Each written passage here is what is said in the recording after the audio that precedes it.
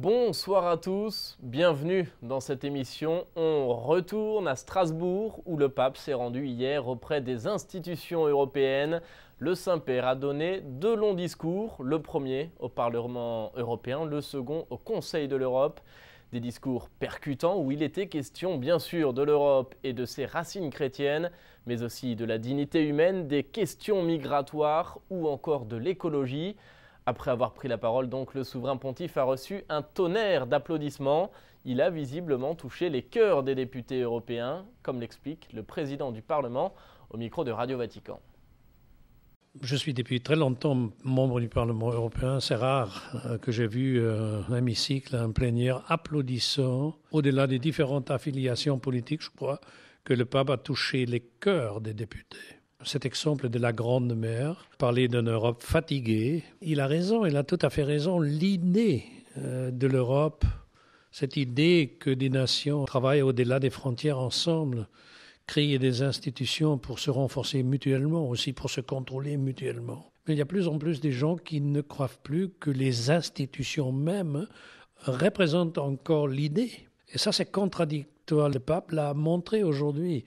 Les institutions sont fatiguées. Est-ce que l'idée est fatiguée? Non, il a dit l'idée est vivante et on a besoin de l'idée, mais réformez vos institutions pour redonner la crédibilité à l'idée. Je crois que la large majorité des députés aujourd'hui a le même sentiment. Et pendant ce temps-là, à l'extérieur de l'hémicycle, les discours du pape étaient retransmis en direct dans la cathédrale de Strasbourg. Une équipe de nos confrères de KTO était sur place. Je vous propose d'écouter les réactions à chaud. C'est un pape qui vient du Nouveau Monde, donc un non-européen qui vient parler aux Européens, quelqu'un qui a une mission universelle, quelqu'un qui vient un peu comme un poil à gratter parfois sur certaines questions, qui rappelle les exigences morales. C'est pas toujours facile d'être un peu à contre-courant ou de rappeler les missions des institutions et des hommes. Alors du coup, il a besoin de notre soutien. Ça m'a fait plaisir de pouvoir prier pour le pape et puis surtout d'écouter ce qu'il avait à nous dire. Le pape François nous donne une orientation dans une Europe désorientée et j'ai un bébé et je pense que c'est important de savoir ce qu'on va lui laisser, quelle Europe on va lui laisser. Pour nous, l'Europe, c'est important et puis on attendait un message de sa part. Et ce message d'espérance, de paix qu'il donne, oui, ça me semble réconfortant, encourageant, comme il le disait. La parole maintenant aux politiques eux-mêmes. Comment ont-ils reçu ces messages du pape François? Quelle est leur réaction à la sortie de l'hémicycle? On écoute leur réaction au micro de KTO.